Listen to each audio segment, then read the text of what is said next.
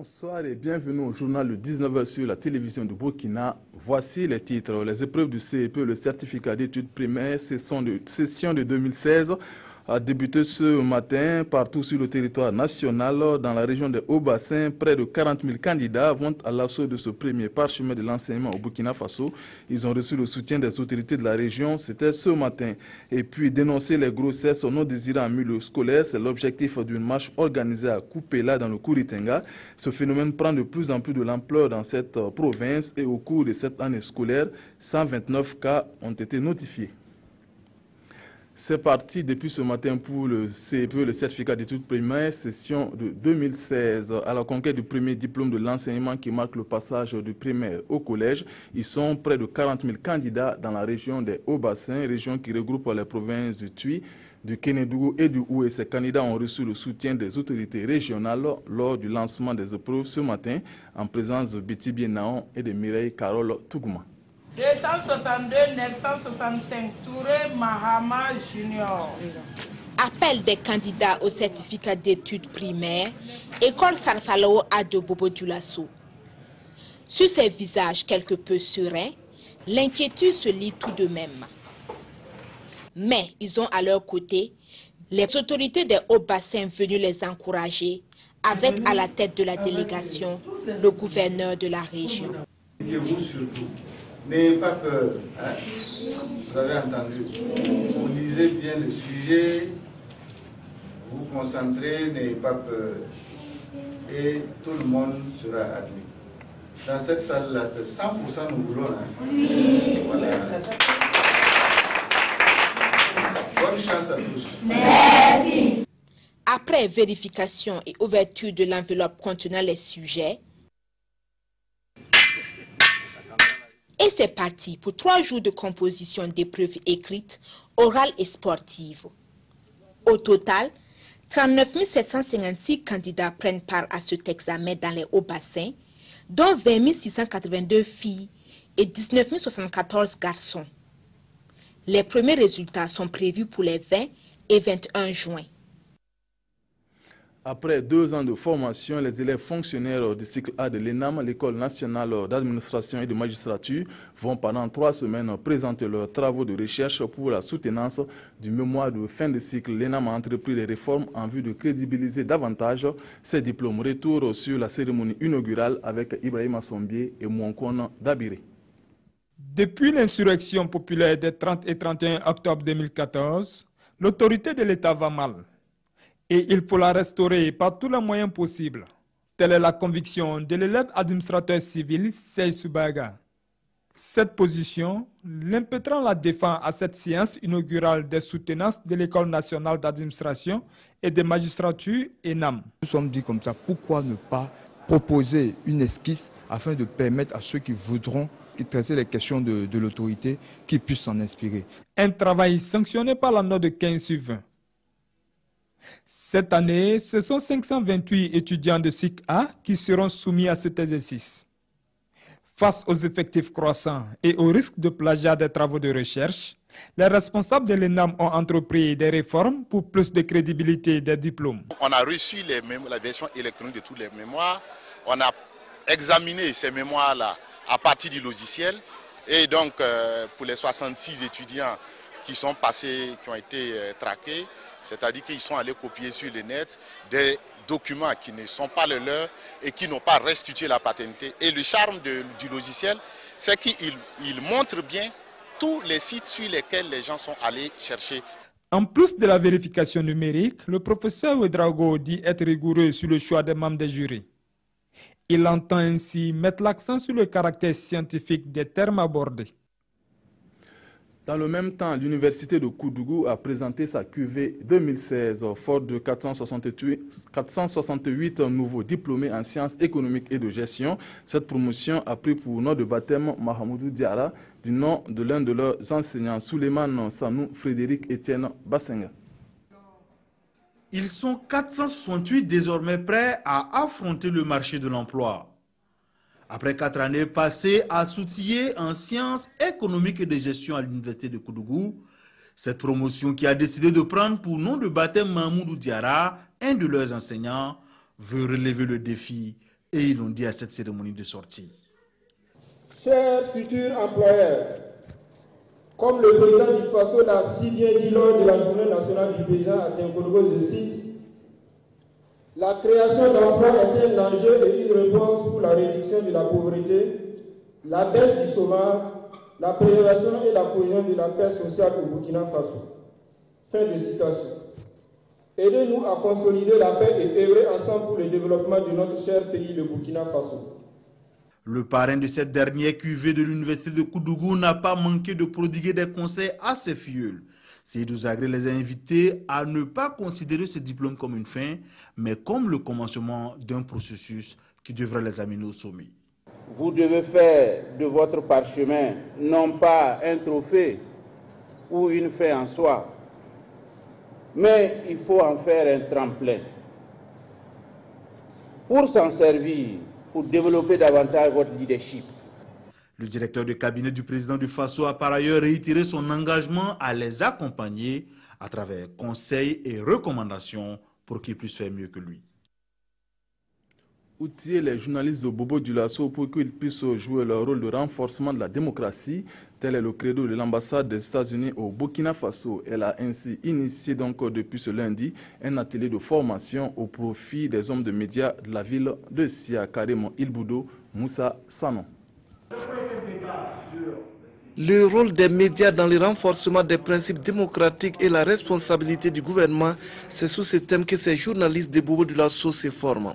Avec ces journalistes écrivains américains vivant en France, ils devraient désormais pouvoir mieux apporter leur contribution pour la consolidation de la démocratie au Burkina. Notre devoir premier, c'est d'informer le citoyen, de trouver la vérité, lui donner aux citoyens cette vérité pour qu'ils puissent lui prendre des décisions qui sont les mieux pour sa vie, pour sa famille, pour sa ville, pour son pays. L'initiative de cette formation des journalistes de Bobo Dioulasso vient de l'ambassade des États-Unis au Burkina en collaboration avec l'UJCP-HB, l'Union des journalistes, communicateurs et correspondants de presse des Hauts-Bassins. À l'ambassade des États-Unis, nous soutenons les journalistes et ce qu'ils font. Nous savons que le travail est très important pour une vraie démocratie. Et parfois, le travail est dangereux aussi. Ce n'est pas la première fois que l'ambassade des États-Unis au Burkina initie une formation au profit des journalistes de Bobo Dioulasso. En septembre 2015, ces journalistes avaient bénéficié d'une formation sur le rôle des médias dans l'éducation, l'engagement des électeurs et la responsabilité civique. La responsabilité des élèves, ta vie, ta responsabilité, voici le thème de la marche organisée par le réseau provincial de protection du droit des enfants et des jeunes à Koupéla. Une marche qui vise à interpeller les autorités et surtout sensibiliser la population sur les grossesses non désirées en milieu scolaire. Ce phénomène prend de plus en plus de l'ampleur dans la province du Kouritenga, où 129 cas ont été enregistrés au cours de cette année scolaire 2015-2016. Roger Babemba, Joël Tendambiga, Lambert Soma. 129 cas de grossesse indésirée ont été enregistrés par la Direction provinciale de l'action sociale au courant 2015-2016 dans les établissements scolaires de la province du Kouritenga. En organisant cette marche silencieuse, les acteurs du système éducatif entendent stopper cette tendance. Il est mieux de mener une campagne de sensibilisation et de plaidoyer pour non seulement apporter le bon message aux populations et lancer un appel aux autorités locales. Les grossesses précoces, qu'elles soient désirées ou pas, ont des conséquences multiples sur le cursus scolaire et la santé des jeunes filles. La baisse des rendements scolaires, l'abandon temporaire ou définitif de l'école, les avortements clandestins, les mariages d'enfants et forcés, le passage de l'élève au statut de fille-mère. Vous savez, l'engagement d'un parent, c'est l'éducation. C'est la base de tout. Et je crois que l'éducation passe par les parents. Tout le monde doit œuvrer en commun pour qu'on puisse résoudre ce problème. Un mémorandum a été remis au haut-commissaire de la province du Kouritenga Pour clore cette journée d'action, l'association burkinabé pour le bien-être familial a organisé une séance de dépistage volontaire du VIH-Sida et du cancer du col de l'utérus au profit des jeunes filles. Les habitants de Tuiré, village situé à quelques encablures de Zorgo dans le Ganzourgou, vont bientôt bénéficier d'un centre islamique d'une valeur de 60 millions de francs CFA. Il va comporter une mosquée, une école coranique de 6 classes, des logements pour enseignants ainsi qu'un forage. L'initiative est de la Fondation ICRA d'Arabie Saoudite. La pose la première pierre avec Issaka Ouedraogo et Amandine Lalsaga. Bientôt sur ce terrain sera érigé un centre islamique au profit des habitants de Tuiré à Zorgo. L'infrastructure, évaluée à plus de 60 millions de francs CFA, va comporter une mosquée, une école coranique, des logements pour les enseignants et un forage. Le geste est de la fondation ICRA, basée en Arabie Saoudite.